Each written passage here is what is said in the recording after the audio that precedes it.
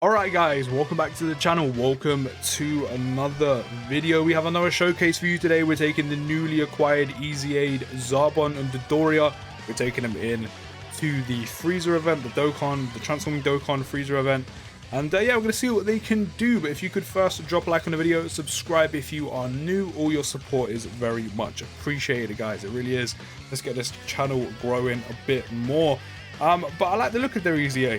They have a decent passive, and they're also a support for Space Traveling Warriors units, which is nice, hence why I've got them on a Space Traveling Warriors / Terrifying Conquerors team.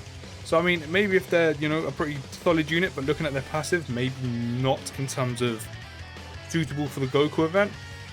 Maybe they could come on the Space Traveling Warriors team when I'm trying to finish the category mission, but I don't know how they would fare there looking at their passive. But in terms of what they can do now, they're a Space Traveling Warriors category lead, giving Ki +3 and HP and attacking defense +77%, or they give tech types Ki +3 and HP and attacking defense +50%. On Super, they lower attacking defense by 20% for 3 turns. On their passive, they get attacking defense +100%, plus an additional attacking defense +10% with each attack performed, up to 70%. So 7 attacks and you're fully stacked up. Plus an additional attack and defense +70%, and seals the attacked enemy super attack when there is an ally whose name includes Frieza. Of course, Frieza Soldier excluded, attacking in the same turn.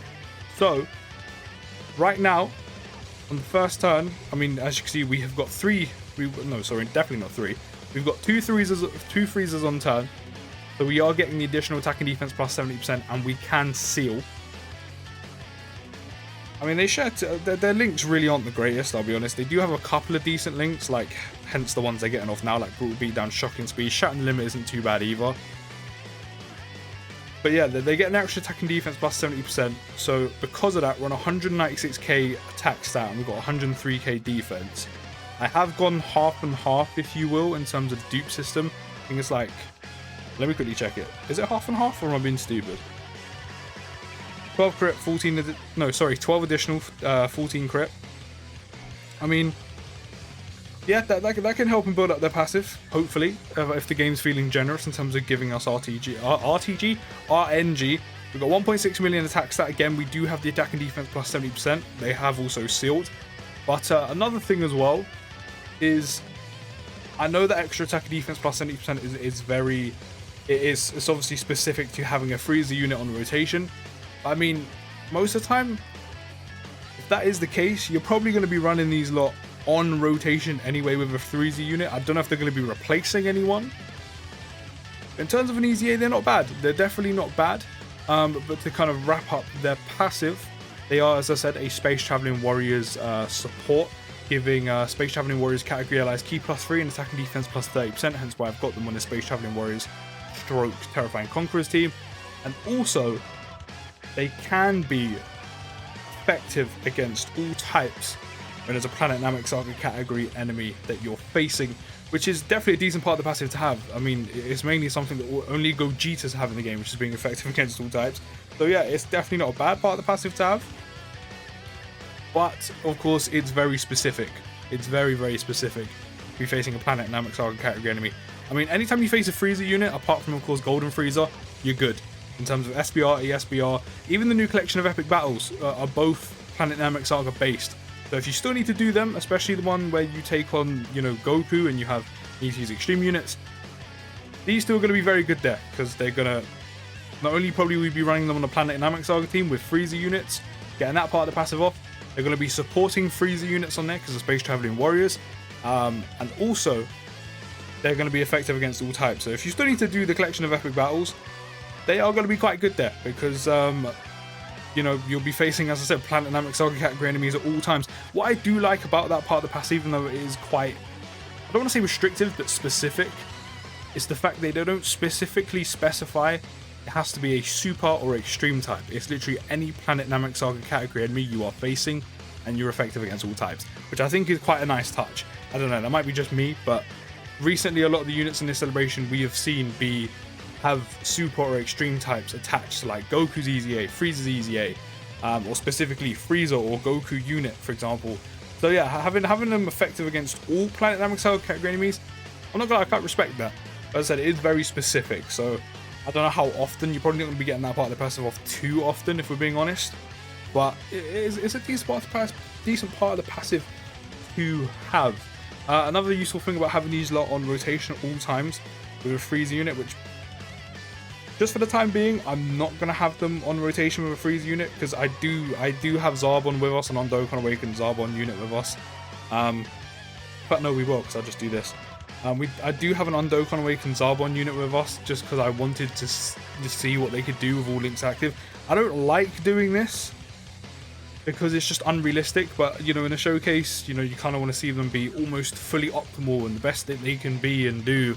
So, I mean, I guess it's not all bad, but I don't like taking Dokkan Awakened units just to get links off. But sometimes you kind of have to, because their links aren't the greatest. I mean, 2.4 million attacks, that isn't bad. Again, they still have the attack and defense plus 70% because there is a freeze unit on rotation. But that is pretty nice. But yeah, in terms of their links, they're not the greatest. They are better, of course. Freezer's Army, Freezer's Minion, and Loyalty being kind of like the worst ones there. Nightmare isn't too bad, depending on the unit. Brawl Beatdown, not bad link. Shocking Speed, Shattering the Limit. There's some solid units in there, but of course, for the most part, their links aren't the best, but they've got some okay ones. I mean, what's Nightmare? Nightmare gives attack stat, Brawl Beatdown gives attack, Shocking Speed, I mean, at least that gives key. Also, Shattering the Limit gives key as well. So yeah, I mean, they're definitely a lot better, but I'm just sharing most of those links. You're not going to find many units apart from the Dokkan Awakened Zarbon that have the same links as them. In terms of their category, Planet Namek Saga, of course, Dragon Ball Seekers, Joined Forces, Terrifying Conquerors, Space Traveling Warriors. Now, in terms of Space Traveling Warriors, yes, you could bring them on there because they're Space Traveling Warriors support, which is huge. And in terms of their passive, they're not too bad. You know, attack and defense plus 100%. You can take a few freezer units on there as well, which means you can get the attack and defense plus 70%. You can get it, of course, more often if you have them on main rotation with a freezer unit. If not, then every other rotation, essentially. Being able to seal in some events as well is quite useful, like SBR and ESBR. But the support is quite nice. Obviously, they could easily fit on there if you do want the support. Planet Namek Saga is good as well to have them on. As I said before, there's not that many amazing units on there.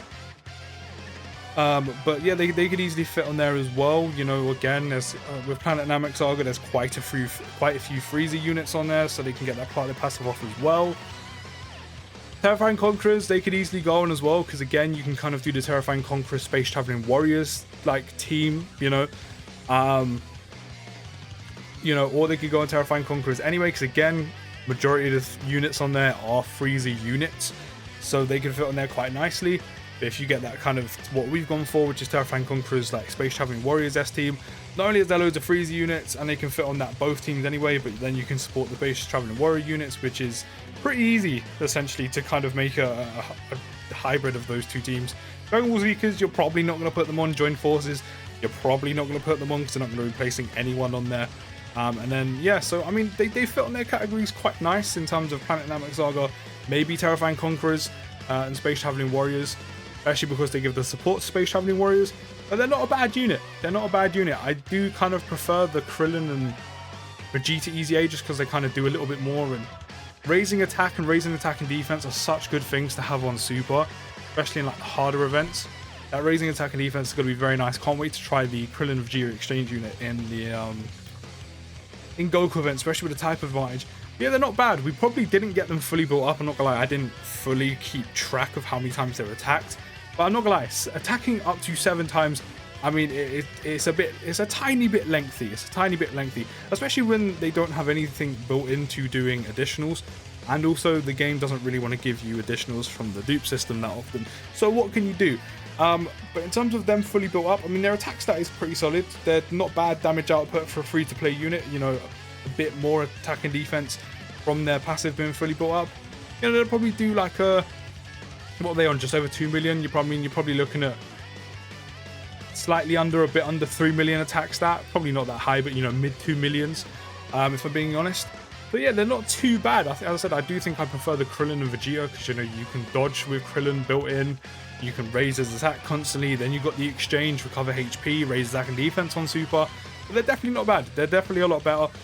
They're a bit more versatile, if you will, in terms of building up themselves, being a support, then having you know, attacks effective against all types, but only if facing the Planet Namek Saga category enemy. Yeah, these EZAs are pretty decent. As I said, I do prefer Krillin and Vegeta. Do let me know what you think about the EZA, Zarbon and Dodoria down in the comments. I'll see you in the next video, guys. Peace!